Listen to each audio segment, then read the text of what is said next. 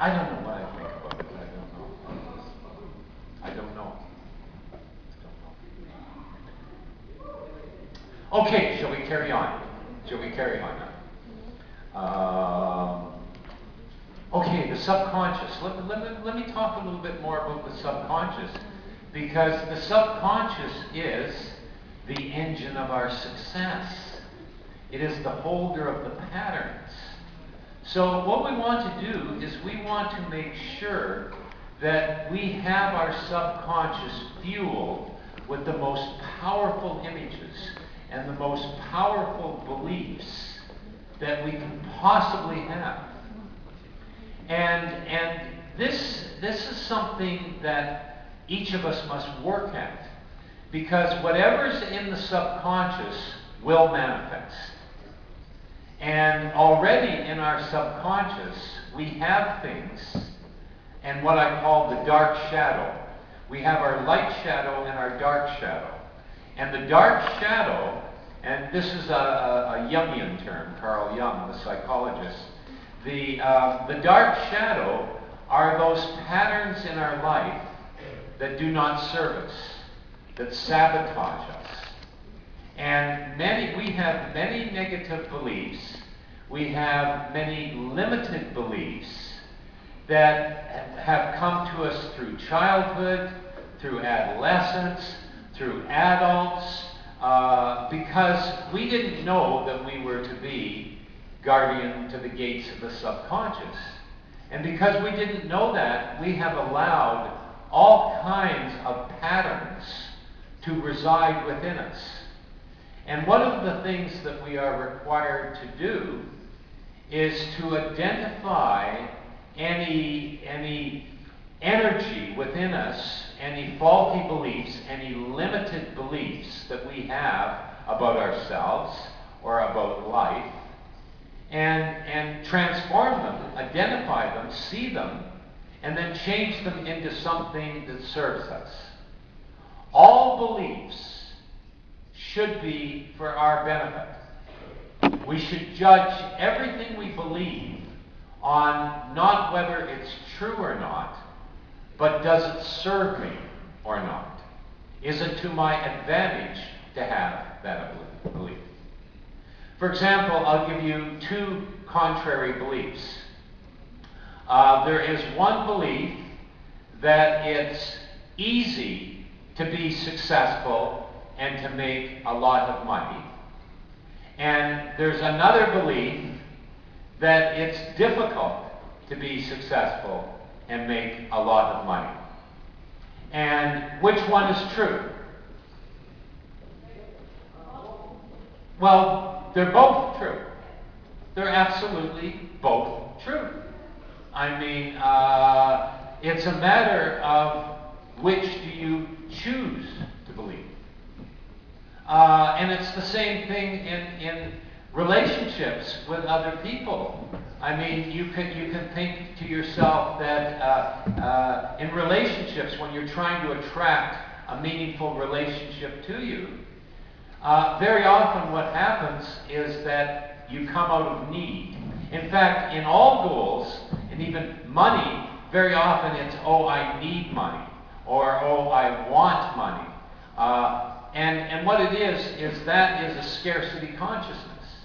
And in relationships, you're looking for someone to love. You're looking for someone to be happy with.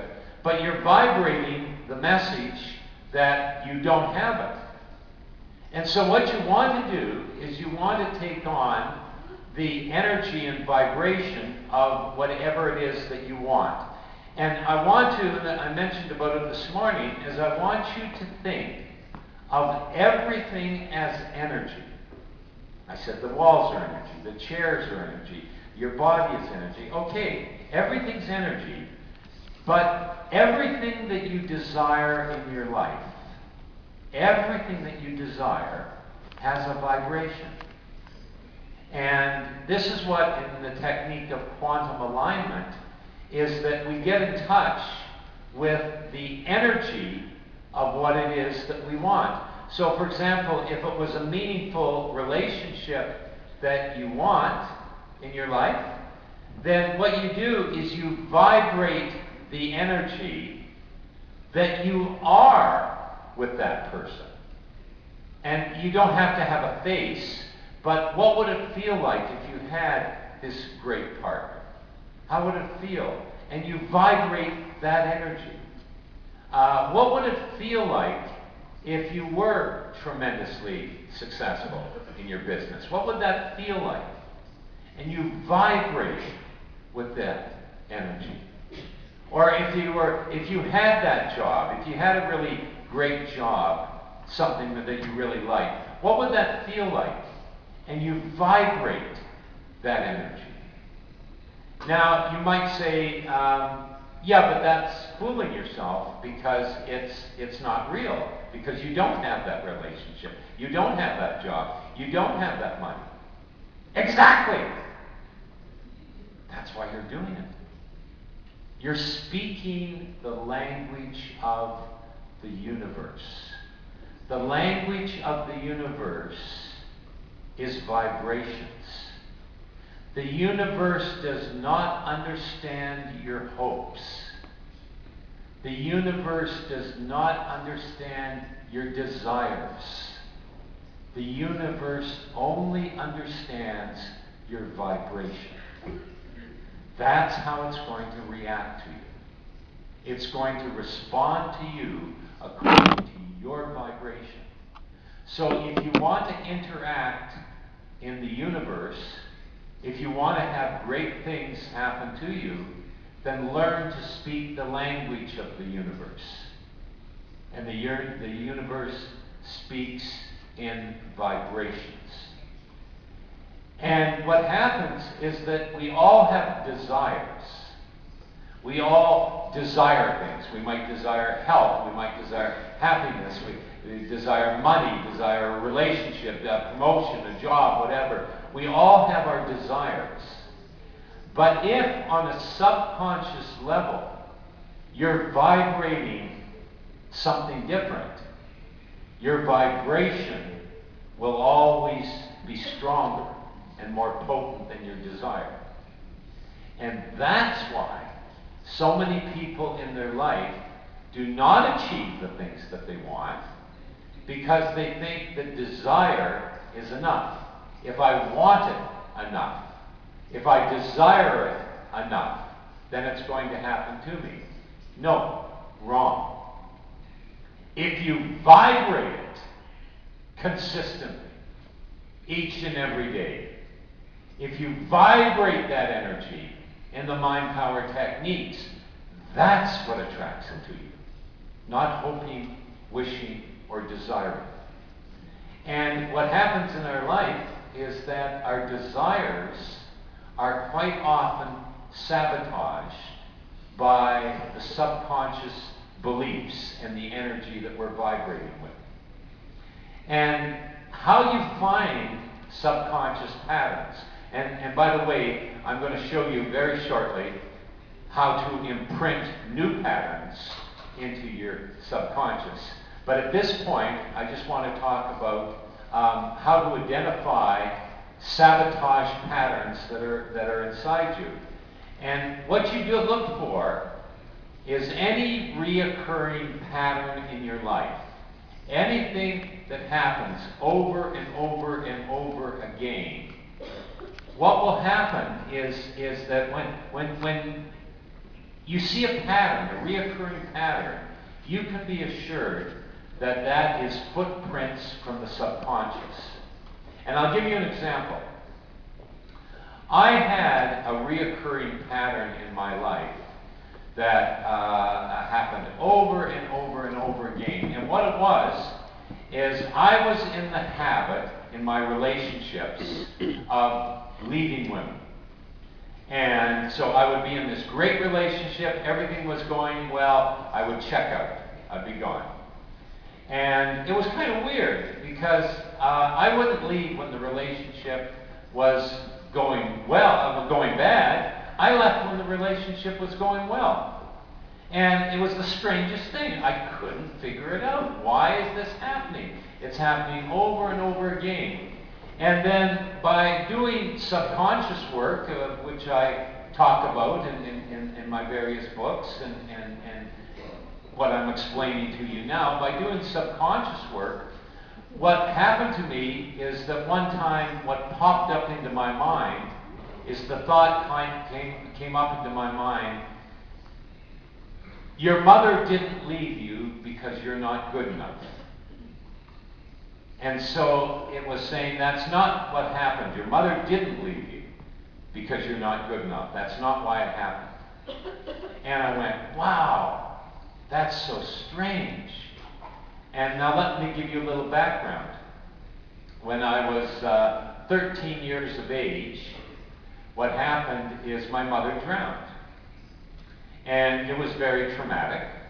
But I dealt with it the best that I could, and I grew up to be a confident individual and didn't seem to have too much overlasting aspects of it to affect me, other than I had this reoccurring pattern to leave my relationships. And when my subconscious, when the thought just came to me, your mother didn't leave you because you're not good enough, I got it. What happened is when my mother drowned, my subconscious interpreted that as her leaving me. And it was right. She did leave me. She drowned, but symbolically, let's work with symbols and energy, very much so. She left me. And so what my subconscious did, to protect me, my subconscious said, we are not going, he got so hurt and so traumatized by his mother leaving him, that we will make sure that he never gets hurt again. And how we will do that is that when he's in an intimate, meaningful relationship, we're going to have him leave it before he gets hurt. Now, all of this is subconscious. I am not aware of it at all. And that's what happens, is that our subconscious is not logical. Just say this a few times. The conscious mind is logical. The subconscious mind is not logical. The conscious mind can figure this out. The subconscious mind, all it knew is that for months and months and months I grieved and cried over my mother leaving me. And my subconscious got, no, we can't let that happen again.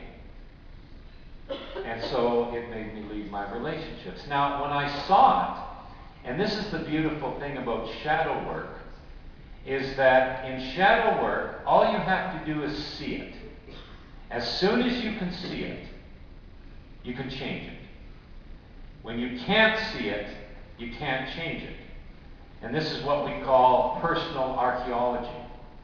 And in personal archaeology, what we do is we look for, why is it that my relationships aren't working out?